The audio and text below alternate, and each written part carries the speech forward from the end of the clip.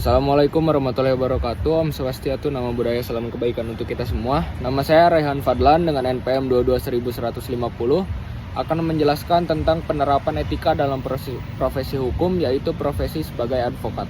1. Pendahuluan. Profesi hukum adalah profesi yang memiliki kedudukan penting dalam menegakkan keadilan, salah satunya adalah advokat. Dalam hukum, advokat sering disebut sebagai profesi yang terhormat, officium nobile, karena perannya tidak hanya membela kepentingan klien, tetapi juga berfungsi menjaga martabat hukum, menegakkan keadilan, dan melindungi hak asasi manusia.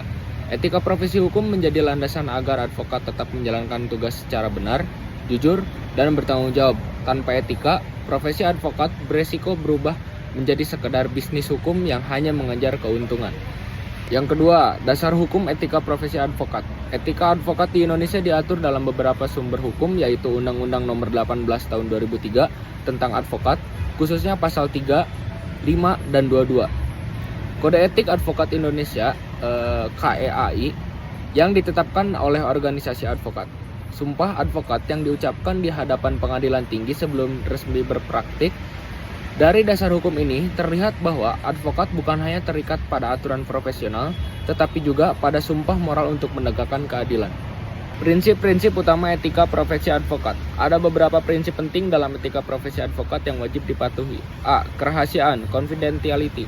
Advokat wajib menjaga rahasia segala sesuatu yang diperoleh dari klien bahkan setelah hubungan profesional berakhir. Contohnya, advokat tidak boleh membocorkan strategi pembelaan kepada pihak lawan. B. Independensi. Advokat harus bebas dari pengaruh pihak manapun, baik pemerintah, aparat penegak hukum, maupun tekanan publik. Independensi ini yang membuat advokat dapat membela klien seadil-adilnya tanpa intervensi. C. Kejujuran dan integritas. Advokat tidak boleh memanipulasi fakta, memalsukan bukti, atau berbohong kepada pengadilan. Ia harus menyampaikan perkara sebagaimana adanya dengan cara yang bermartabat. D. Larangan konflik kepentingan. Advokat tidak boleh menangani perkara jika ada benturan kepentingan, misalnya membela dua pihak yang bersengketa dalam kasus yang sama. E. Kewajiban pro bono. Pasal 22 Undang-Undang Advokat menegaskan advokat wajib memberikan bantuan hukum cuma-cuma kepada masyarakat miskin. Hal ini bagian dari tanggung jawab sosial profesi hukum. F. Kesopanan dan kehormatan. Advokat harus menjaga sikap dalam persidangan, tidak boleh menghina hakim, saksi, maupun pihak lawan. Kehormatan profesi terletak pada cara berperilaku. Penerapan etika dalam praktik sehari-hari. Beberapa bentuk penerapan nyata etika advokat, misalnya, jika klien mengakui kesalahan pidana, advokat tetap wajib membela, tetapi dengan cara meringankan hukuman, bukan menutupi kejahatan. Bila ada tekanan dari pihak lawan atau memberikan suap atau imbalan, advokat harus menolak, karena hal itu melanggar sumpah profesi. Dalam persidangan, advokat wajib menghormati hakim meskipun keputusan tidak sesuai dengan harapan. Etika ini menjaga agar pembelaan tidak hanya berpihak pada klien, tetapi juga pada prinsip keadilan. Contoh kasus pelanggaran etika advokat di Indonesia. Kasus O.C. Kaligis tahun 2015. Advokat senior O.C. Kaligis terbukti menyuap hakim Pengadilan Tata Usaha Negara Medan. Tindakan ini jelas melanggar etika karena advokat seharusnya memperjuangkan hukum dengan cara yang sah, bukan melalui suap. Kasus advokat yang membocorkan dokumen klien. Dalam beberapa kasus, advokat dilaporkan ke Dewan Kehormatan karena membuka rahasia strategi hukum klien kepada pihak lawan. Ini pelanggaran serius terhadap prinsip kerahasiaan. Kasus advokat yang melakukan pungli. Ada advokat yang meminta biaya tidak wajar dari klien miskin untuk bantuan hukum. Padahal menurut etika, advokat wajib memberikan layanan pro bono bagi yang tidak mampu. Kasus-kasus ini menunjukkan betapa pentingnya pengawasan etika agar profesi advokat tetap bermartabat. Tantangan dalam penerapan etika profesi advokat. Walaupun kode etik sudah jelas, advokat sering menghadapi dilema, godaan ekonomi. Banyak advokat tergoda imbalan besar untuk melakukan pelanggaran etika. Tekanan klien. Klien sering menuntut jalan pintas agar memenangkan perkara, misalnya dengan menyuap. Kelemahan pengawasan.